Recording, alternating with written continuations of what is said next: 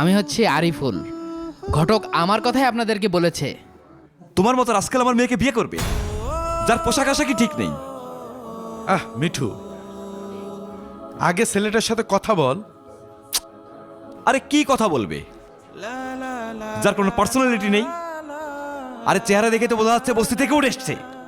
Uncle এইভাবে কথা বলছেন কেন? ভাই কিভাবে কথা বলবে, কিভাবে কথা বলবে? আচ্ছা তোমার মাসিক বেতন কত? তুমি সরকারি চাকরি করো না বেসরকারি চাকরি করো? এই আমার মেয়ের মাসিক হাত খরচ 1,00,000 টাকা। তাকে রাখার কোনো যোগ্যতা আছে তোমার? মিঠু, এবার কিন্তু একটু বেশি বাড়াবাড়ি হয়ে যাচ্ছে। থাম, কিসের বাড়াবাড়ি হচ্ছে? যেটা সত্যি সেটা বলছি। আমার মেয়ে সোনা চামচ মুখে দিয়ে জন্ম নিয়েছে। সব ঠিক আছে, ছেলেটা তো আমাদের মেহমান, তাকে একটু রেসপেক্ট দিয়ে কথা বল।